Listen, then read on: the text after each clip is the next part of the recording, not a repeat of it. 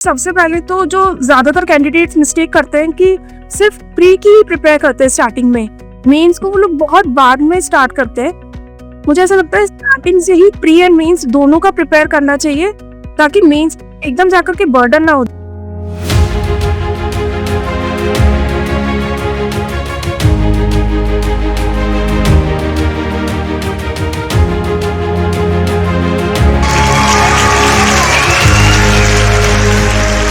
Hello guys, welcome to Textbook Banking channel. So here I am with Prachi Garg and she has cleared both IBPS PO and clerk और दोनों में ही इनको Canara bank मिला है। PO में इनका third attempt था और क्लर्क इन्होंने अपने फर्स्ट अटेम्प्ट में क्लियर किया है। तो I welcome Prachi to the channel और इनके साथ हम बहुत सारी बातें करेंगे, इनकी स्ट्रैटेजी समझेंगे और कैसे प्रिपरेशन की है, क्या इनका मोटिवेशन रहा है। सो Prachi, welcome to the channel. Thank you so much, ma'am. Thank you so much for calling me. And yes, my name is Chigar, and I'm selected in right now IBPS PO and clerk both, and got Canara Bank this year. This is my third attempt of IBPS PO and first attempt of IBPS clerk.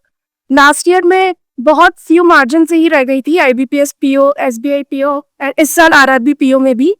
But finally, I got grace. I got selected. तो congratulations, पहले तो बहुत खुशी हुई और जब आपने share किया ये मैसेज तो हाँ, थोड़ा थोड़ा जैसे क्लास में नाम लिखा आता है ना कि ये क्लास में है, पार्टिसिपेट करें तो उससे याद रहता है बच्चा। तो तब मैंने आपको, जब आपने शेयर किया कि सिलेक्शन हुआ है, तब मैंने आपको मैसेज किया। तो प्राची, आपने और भी बहुत सारे एग्जाम्स दिए हैं, जैसे आपने कहा पीओ रह गया था एक मार्जिन से, तो बहुत डिमोटिवेट हुए होगे। तो फिर उस वक्त पे क्या सोचा था कि जैसे कई बार होता है ना कि खुद को बहुत मोटिवेट कर, फिर से ट्राई करना है, फिर से दोबारा वो प्रोसेस है, फिर से पेपर देना है, तो क्या क्या सोचा था और क्या डिसीजन लिया था कि आगे और हम ट्राई करेंगे, वो क्या था moment? Yes ma'am, last year क्या बहुत बहुत कम मार्जिन से दोनों बड़े एग्जाम्स, जो सबसे बड़े एग्जाम्स होते हैं, वो रह गए थे। IBPS PO and SBI PO बहुत ज्यादा डिमोटिवेट हो गई थी, बहुत ज्यादा डिप्रेशन में भी आ गई थी। बट फैमिली ने सपोर्ट किया, दोबारा से ये सोचा कि भाई लास्ट टाइम एक बार फुल पावर के साथ देते हैं, इस साल तो क्रैक करने ही है एग्जाम्स। एंड मैंने स्टार्ट से ये सोचा हुआ था कि PO तो बनना ही है, कुछ भी हो IBPS PO सिलेक्शन तो लेना ही है, एक जॉब तो चाहिए ही चाहिए अच्छी सी। And thank you so much ma'am, मेरे सबसे ज्यादा स्कोर्स अगर IBPS PO या क्लर्क आए हैं तो वो इंग्लिश में ही आए हैं। अच्छा, इसमें 18 मार्क्स से मेरे को लीड थी अभी IBPS PO मेंस में। एंड उस जो मेरे मार्जिन है वो सिर्फ और सिर्फ इंग्लिश की वजह से है, डिस्क्रिप्टिव में भी और उधर दूसरे रिटर्न में भी। डिस्क्रिप्टिव में क्या स्कोर है आपका? 18.75। ओके, 18.75। अच्छा है, मतलब एक सेक्शन आपको लगता है, जैसे आपका एग्जाम्पल है, हम बोल सकते हैं ना कि एक सेक्शन लीड दे सकता है, ये साउंड है ना, काफी अच्छी लीड दे। क्लियर करने हैं तो इंग्लिश एक बहुत बड़ा मेजर रोल प्ले करता है क्लियर करने में। अच्छा, ये मैं बहुत खुश हो गई हूँ सुन के और मैं चाहती हूँ मेरे सारे बच्चे सुन लें, इंग्लिश क्लासेस ना बंद करें। कई बार हाँ, कॉम्पिटिटिव एज देता है, ठीक है, और किसी का अगर एवरेज से अबव है, बाकी रीजनिंग और कौन, मुझे भी लगता है कि ज्यादातर लोगों के एवरेज होते हैं, मतलब सिमिलर लेवल पे ही रहता है, फिर एक सेक्शन में एज है तो हेल्प मिल जाती है, राइट?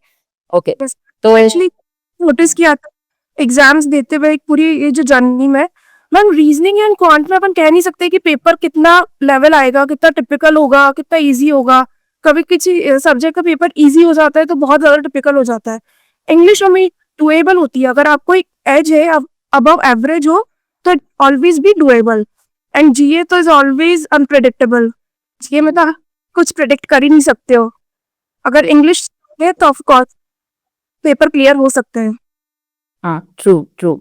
सबका बहुत स्ट्रांग नहीं होता है, बट हाँ, ये आपको एक फायदा मिला है, एक एज मिला है, और ये मैंने भी नोटिस किया बहुत सारे एग्जाम्स में कि जैसे आपने वो पॉइंट बहुत सही बोला इनफैक्ट, कि बहुत टफ नहीं करते हैं, डुएबल रखते हैं, मॉडरेट तक जाते हैं, बहुत टफ कभी इंग्लिश नहीं करते हैं, भले ही दूसरे सेक्शंस ऊपर नीचे रहते हैं बहुत ज्यादा थोड़ा सा प्रिडिक्टेबल, फिर यहाँ पे यही एक सेक्शन बच जाता है, राइट?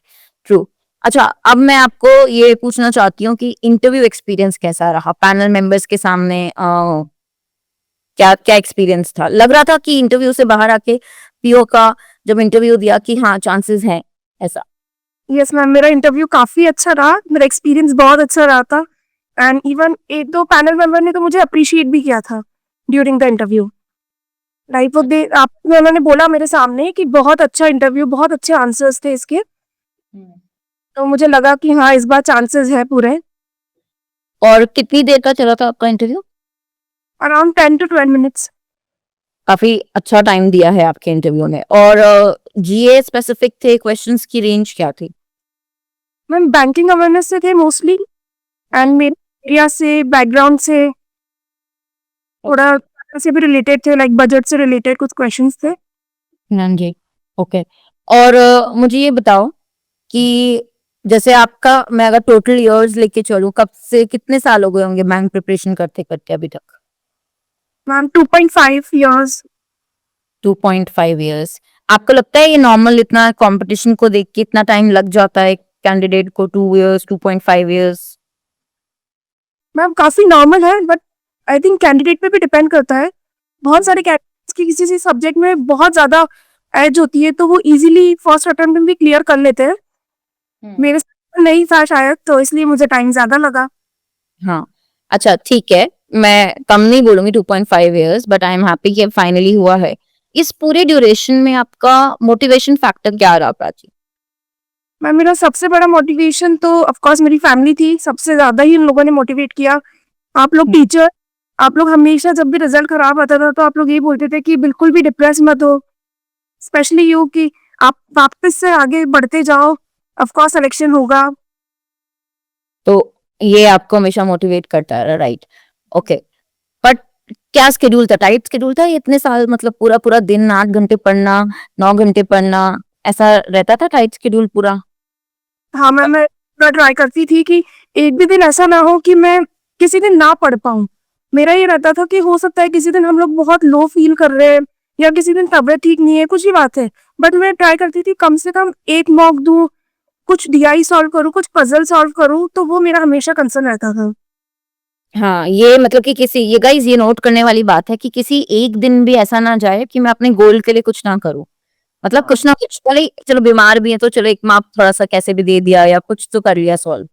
हाँ, एक्सीलेंट, तो ये बहुत अच्छी चीज़ है। अच्छा प्राची, इसके अलावा क्या, जैसे अगर हम लाइक सच में होता है कि कंटिन्यूअस बैठ के पढ़ रहे हैं, क्लासेस ले रहे हैं, बीच में ऐसा होता है ना बिल्कुल मन नहीं करता है। तो ऐसी कोई हॉबीज थी जो आप परस्यू कर रहे थे या ब्रेक लेते थे, तो वो क्या करते थे उस वक़्त पे अपने स्ट्रेस कम करने को या एंग्जायटी कम करने को, वो क्या करते थे उसके लिए? हाँ, मेरी कुछ हॉबी ज़रूर है जो कि मैं ब्रेक में ले करती थी, लाइक बुक रीडिंग मुझे पसंद है, गार्डनिंग करना, कुकिंग करना, ये सब मेरी हॉबीज़ है कुछ। ओके, तो फिर इसमें ही बिज़ी रहते थे वैसा? हाँ। ओके, ग्रेट, ठीक है। अच्छा, मैं अगर आपको बोलूँ कि जैसे आपका तो ये जर्नी रही है, अब आप थोड़ा-सा सोच के बताना, मैंने शुरुआत जब की थी बैंकिंग की तैयारी करने की, हाँ, पहला पेपर अपना दिया होगा बैंक का, अब तो 2.5 इयर्स, जैसे कल रिजल्ट आया होगा, तो पहले सोचा होगा ना कि कहाँ से शुरुआत की थी, फाइनली रिलीफ मिला है, राइट? दिमाग में तो आया होगा, फ्लैशबैक तो होता है ना ऐसा कि आया है, ऐसा शुरू की थी। तो मुझे 2 चीज़ें बताना कि रिएक्शन क्या था पहला तो, रिजल्ट देख के? चलो पहले यही बता दो, रिएक्शन, सबसे पहला रिएक्शन रिजल्ट देखते ही क्या था? कहाँ थी? हाँ। नम थी हो गई थी, मैं लिटरली अपने रूम में बैठी हुई थी, एकदम से रिजल्ट आया। अच्छा पता तो था ही कि दैट आज रिजल्ट आने वाला है, तो सुबह से वो टेंशन तो थी ही सरी 1-2 दिन से ही, बट बिल्कुल रिजल्ट देखा एंड स्कोर देखा, बैंक अलॉट हुआ, मैं बिल्कुल नम हो गई थी। एकदम तो कुछ रिएक्ट भी नहीं कर पाई कि क्या हुआ है। कि फिर? 2-3 फाइनल रिजल्ट्स में मैं बिल्कुल रह जाती थी, तो वो बहुत ज़्यादा एक प्रेशर बिल्डअप था मेरे में कि पता नहीं कब होगा, नहीं होगा। सबसे पहले पीओ का देखा, देन थोड़ा-सा उससे मैं सैटिस्फाइड हुई कि चलो पीओ में हो गया, देन क्लर्क का रिजल्ट देखा, तो फिर उसमें भी मेरे को कांग्रेचुलेशंस का मैसेज मिला, तो वो बहुत खुशी की बात थी मेरे लिए। फिर फैमिली को बताया, बुलाया, है ना? को बत फिर मैं एकदम चिल्ला गई, मेरे को इतना कैनेरा बैंक मिला तो मैं इतना ज़ोर से चिल्ला गई कि सब आ गए, क्या हो गया एकदम वाला सीन था। Okay, very nice. मतलब ये तो सुन के बहुत अच्छा लग रहा है। चलो, अच्छा, तो आप क्या मैसेज दोगी हमारे न्यू स्टूडेंट्स को? ठीक है, आपकी एक बहुत अच्छी लर्निंग रही होगी, apart from clearing the exam, apart from your subject knowledge, कि ये 2.5 इयर्स में, इस पूरी जर्नी में प्रिपरेशन के क्या सीखा? मतलब ये जो सक्सेस मोमेंट होता है, हाँ, if you would like to go back to this journey, आप क्या करेक्ट करती है, आपकी क्या लर्निंग रही है जो आप आगे स्टूडेंट को बताना चाहते हो कि ये मिस्टेक मत करना, ऐसे करना, या फिर ये 2 चीजें ये जरूर करना अपनी इस प्रिपरेशन जर्नी में, है ना? वैसा कुछ मैसेज आपका क्या रहेगा? मैम सबसे पहले तो जो ज्यादातर कैंडिडेट्स मिस्टेक करते हैं कि सिर्फ प्री की ही प्रिपेयर करते हैं स्टार्टिंग में, मेंस को वो लोग बहुत बाद में स्टार्ट करते हैं। मुझे ऐसा लगता है स्टार्टिंग से ही प्री एंड मेंस दोनों का प्रिपेयर करना चाहिए, ताकि मेंस एकदम जाकर के बर्डन ना हो जाए। करेक्ट। चाहिए आपको ठीक। डेली करना चाहिए, तो आपको बर्डन ना फील हो, एंड आपको कभी भी डिमोटिवेट नहीं होना चाहिए। फेलियर आता है लाइफ में, बट अगर आप कंसिस्टेंट हो और अच्छे से प्रिपेयर कर रहे हो तो आपको सक्सेस भी मिलेगी, जो कि मैंने बहुत सीखा। हाँ, ये आपने बिल्कुल सही बात बोली। प्री के बाद रिजल्ट देख के फिर मेंस की तैयारी करना, ये अब रहा नहीं है। आप उससे मतलब कभी सक्सेसफुल नहीं, क्योंकि क्या होता है कि कंपटीशन इतना है तो लोग समझ गए हैं स्टूडेंट्स की प्री मेंस साथ में लेके चलना ही पड़ेगा, कोई मतलब शॉर्टकट इसका है ही नहीं। आजकल तो दिन भी कितना कम देने लगे हैं प्री के बाद, रिजल्ट के बाद तो। देखते हैं आजकल तो। हम्म, ठीक है। तो हाँ, ये एक बहुत बड़ा और बहुत इम्पोर्टेंट मैसेज है सभी के लिए।